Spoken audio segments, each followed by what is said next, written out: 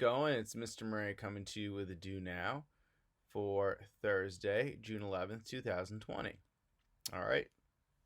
So this do now is somewhat of a debrief for the probability unit as we prepare to move forward into the final kind of micro unit of the year. And so here we go.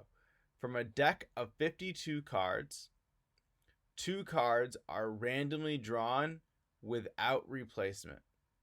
What is the probability of drawing a spade and then a heart? For this question, you can leave your answer as an unsimplified fraction. And if there's multiple things that need to be multiplied together, you can actually just show me those things being multiplied together. Okay? So please go ahead, pause the video, attempt to solve this one. Then when you're ready, unpause, and you can see what I got.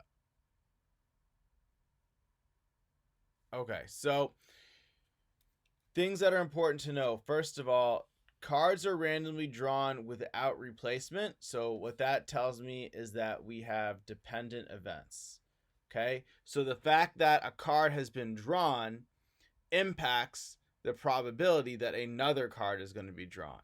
Okay, because once a card is not replaced, there's a greater chance, because there's less cards remaining, that I could draw another card, right? So for example, I have a higher chance of drawing the ace of spades when there are 51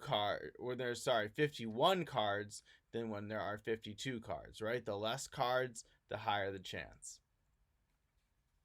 Okay, so out of the 52 cards, 13 of them are spades. If you didn't know that, it might be helpful to have the card reference sheet that's linked in the Google Doc. Okay. So now that I've drawn a card, I haven't replaced it. So there are 51 cards remaining. Of those 51 cards, because the card that I'd drawn was a spade, I'm guaranteed that there are 13 possible cards that I would want to draw in order to draw a spade and then a heart.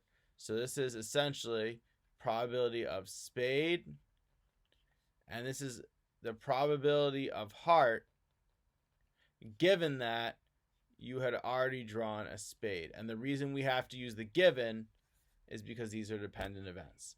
You could do the percent for this, you could do the decimal, but I tried to say in the directions to leave it as a fraction because I didn't really think you needed to go beyond here. All right, so hopefully you're able to get this right. If so, congratulations. Otherwise, please make sure you rewind and kind of digest this so you understand these ideas, as they're pretty important for upcoming math class you're going to be taking. But best of luck with today's lesson. Don't forget to love math, and remember,